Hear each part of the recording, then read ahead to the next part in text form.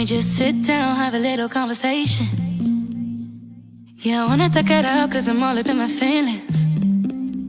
I never felt this before, and I just wanna feel some more. You used to keep it casual. Hai teman-teman. Halo. Hari ini ada tugas diskusi materi dasar e-participation dan e-demokrasi. Di mana tuh tempatnya? Di Cafe Golden Time. Ayo berangkat. Yeah. 24/7 I'm thinking about you. 24/7 I'm thinking about you. Yeah, yeah, yeah, yeah, yeah, yeah, yeah, yeah, yeah. 24/7 I'm thinking about you. Yeah, yeah, yeah, yeah, yeah, yeah, yeah, yeah, yeah. 24/7 I'm thinking about you. Assalamualaikum warahmatullahi wabarakatuh. Waalaikumsalam warahmatullahi wabarakatuh. Halo semuanya. Hai. Gimana nih kabarnya? Baik. Senang banget kita bisa kumpul pagi ini di Cafe Golden Time. Kita mau bahas topik seru yang relevan buat kaum milenial dan kaum Gen Z, yaitu e-participation dan e-demokrasi. Wah, topiknya berat tapi kayaknya bakal seru, apalagi di zaman serba digital ini. Nah, betul banget Riva. Sebelum kita bahas materi sambil ngopi santai, izinkan saya perkenalkan dulu teman-teman keren yang ikut diskusi ini. Hai. 24/7 I'm thinking about you. Yeah, yeah, yeah, yeah, yeah, yeah. 24/7 I'm thinking about you. Oke tim, lengkap. Jadi intinya kita mau lihat gimana sih teknologi itu mengubah cara kita berpartisipasi dan berdemokrasi. Kita mulai dari yang paling dasar dulu ya. E-participation siapa nih yang mau lempar definisi? Aku coba jawab deh. Dari yang aku baca, e-participation itu simpelnya adalah partisipasi teknologi. Ini adalah pemanfaatan teknologi dan informasi atau TIK buat memfasilitasi keterlibatan publik dalam proses pemerintahan dan juga pengambilan keputusan. Bener banget Anissa, intinya kita itu sebagai masyarakat bisa kasih feedback, ide, atau aspirasi ke pemerintah online tanpa harus datang ke kantornya. Nah itu tuh menjadi lebih efisien dan inklusif. Bentuknya apa aja sih? Selain komen di postingan pejabat, ada lagi nggak? Jelas ada dong Naila. Ada 3 level utama e-participation. Yang pertama, e-informing. Pemerintah kasih informasi ke kita lewat website, media sosial, ini yang paling dasar. Yang kedua, e-consultation, kita diajak kasih masukan atau konsultasi tentang rancangan kebijakan lewat polling online atau forum. Yang ketiga, e-decision making. Ini yang paling tinggi partisipasi kita sampai menentukan keputusan, contohnya e-voting atau voting anggaran. Wah, kalau e-voting itu keren banget. Tapi di Indonesia sudah ada yang rutin belum ya? Kalau e-voting nasional belum rutin, oh ya. Tapi konsepnya sudah ada. Dan e-participation dalam level e-consultation justru yang paling masif. Contohnya petisi online di change.org atau pengaduan di media sosial. Itu semua termasuk dalam kategori e-participation. Jadi manfaatnya banyak ya. Yang paling terasa itu di transparansinya. Pemerintah jadi lebih terbuka karena semua informasinya diunggah secara real time di internet. Tepat sekali Kayla, keterbukaan dan aksesibilitas itu kunci. Nah, e-participation itu kan bagian konsep yang lebih besar dari e-demokrasi. Sekarang kita move on ke bahasan itu. Siapa yang siap jelasin e-demokrasi? Aku deh, kalau e-participation itu berfokus ke cara kita berinteraksi. Nah, e-demokrasi itu payungnya. Ini adalah konsep yang lebih luas tentang penggunaan TIK untuk mendukung dan memperkuat proses-proses demokrasi itu sendiri. Bahasa kerennya, e-demokrasi itu tujuan jangka panjangnya, Mur. Tujuannya bukan cuma biar efisien, tapi biar demokrasi kita jadi lebih sehat, inklusif, dan lebih responsif terhadap kebutuhan rakyat. Berarti e-participation itu salah satu pilar utama dari e-demokrasi. Kalau nggak ada partisipasi elektronik, demokrasi digital nggak akan jalan. Yaps, betul.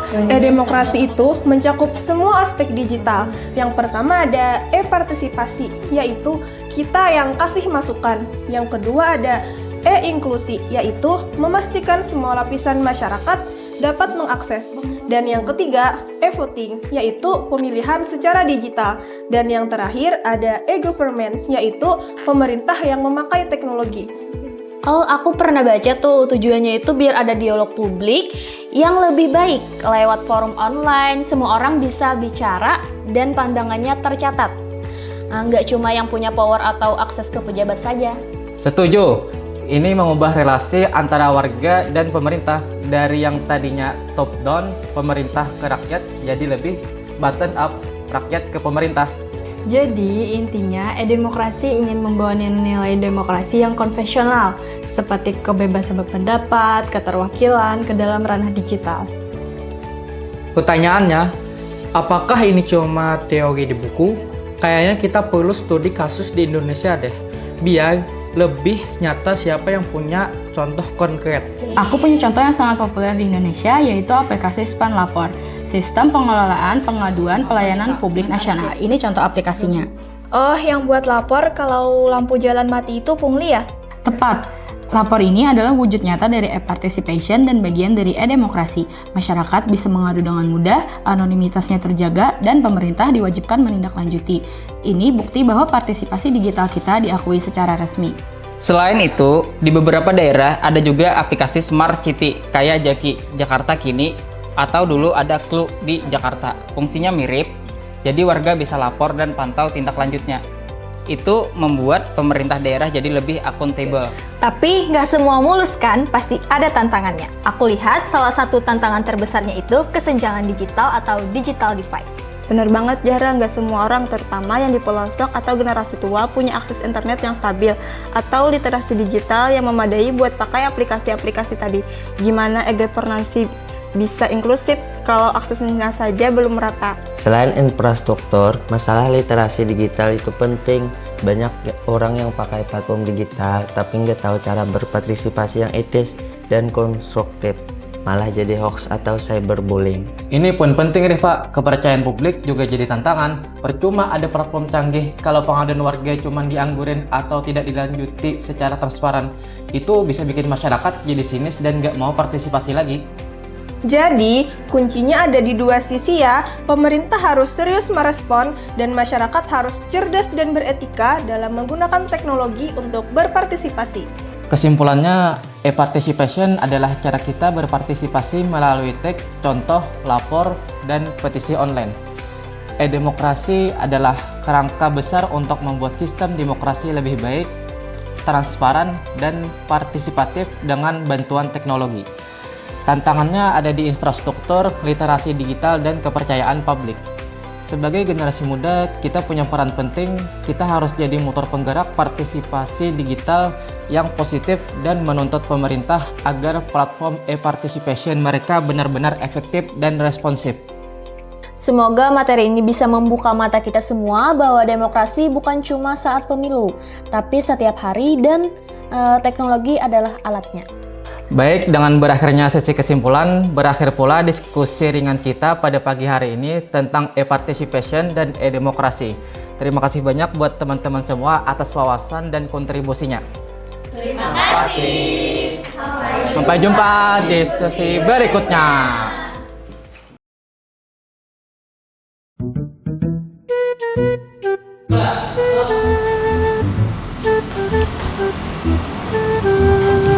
Hai teman-teman. Hari ini ada tugas diskusi dan tugas governance. Saya perkenalkan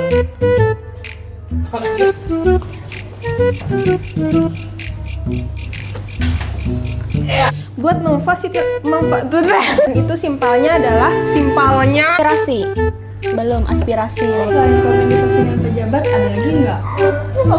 Level utama efektif. Naila. Mati. Atau forum. Jangan forum nih. E-participation dalam level e-consultation justru yang paling Aku deh, kalau e-participation itu berfokus ke Hadang. Bukan cuma biar lebih efisien. Cuma dekat kah?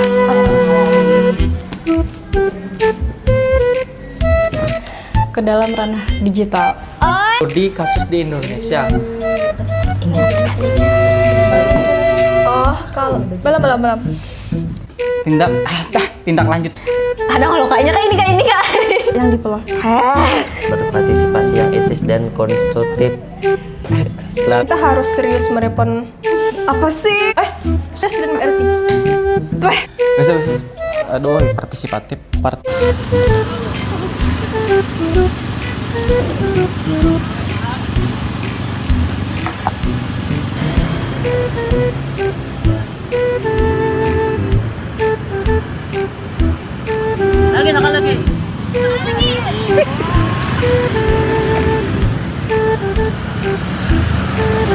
Semangat.